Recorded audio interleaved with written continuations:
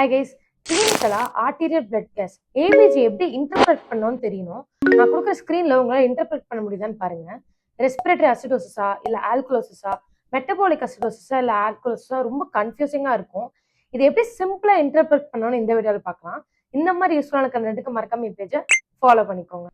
So first வந்து normal value பார்க்கலாம். பிஹெச்சோட நார்மல் ரேஞ்ச் வந்து 7.35 7.45.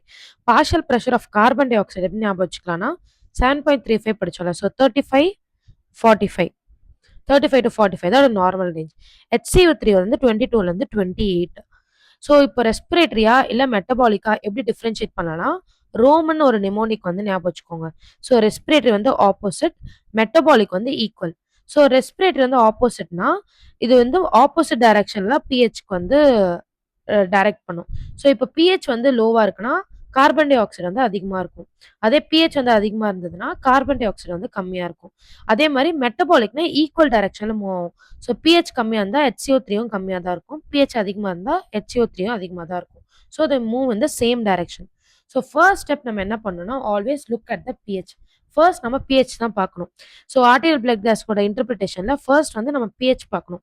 7.35க்கு கீழே இருந்தால் அசிடோசிஸ், 7.45க்கு மேலே இருந்தால் ஆல்கலோசிஸ்.